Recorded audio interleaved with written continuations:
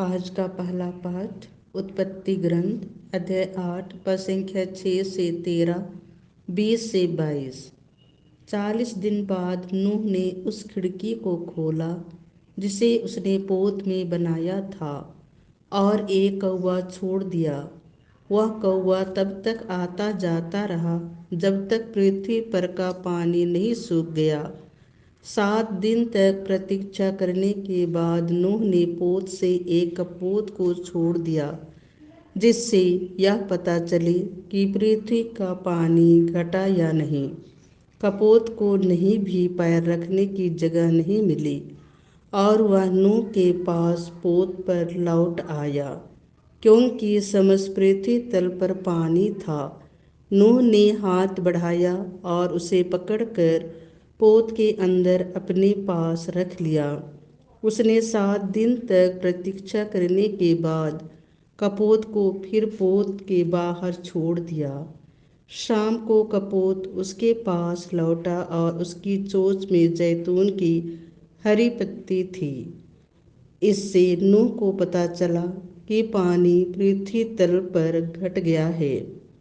उसने फिर 7 दिन प्रतीक्षा करने के बाद कपोत को छोड़ दिया और इस बार वह उसके पास नहीं लौटा। इस प्रकार नूह के जीवन के 600 पहले वर्ष के पहले महीने के पहले दिन पानी पृथ्वी तल पर सूख गया। नूह ने पोत की छत हटाई और पोत के बाहर दृष्टि दौड़ाई। पृथ्वी तल सूख गया था। नूह ने प्रभु के लिए एक वेदी बनाई और हर प्रकार के शुद्ध पशुओं और पक्षियों में से कुछ को चुनकर वेदी पर उनका होम चढ़ाया। प्रभु ने उनकी सुगंध पाकर अपने मन में यह कहा, मैं मनुष्य के कारण फिर कभी पृथ्वी को अभिशाप नहीं दूंगा, क्योंकि बचपन से ही मनुष्य की प्रवृत्ति बुराई की ओर होती है। मैं फिर कभी सब प्राणियों का विनाश नहीं करूंगा, जैसा कि मैंने अभी किया है। जब तक पृथ्वी बनी रहेगी तब तक बुआई और फसल, जाड़ा और गर्मी, ग्रीष्म और हेमंत, दिन और रात, इन सब का अंत नहीं होगा। यह प्रभु की वाणी है। संत मार्कुस के अनुसार पवित्र सुसमाचार अध्याय 8 पद संख्या 22 से 26। वे बेतसैदा पहुँचे।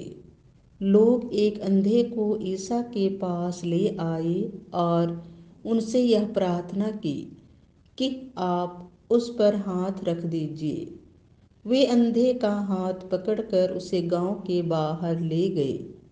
वहां उन्होंने उसकी आंखों पर अपना थूक लगाकर और उस पर हाथ रखकर उससे पूछा, क्या तुम्हें कुछ दिखाई दे रहा है? अंधा कुछ कुछ देखने लगा था, इसीलिए उसने उत्तर दिया, मैं लोगों को देखता हूँ। वे पेड़ों जैसे लगते लेकिन चलते हैं। तब उन्होंने फिर अंधे की आंखों पर हाथ रख दिए और वह अच्छी तरह देखने लगा। वह चंगा हो गया और दूर तक सब कुछ साफ साफ देख सकता था।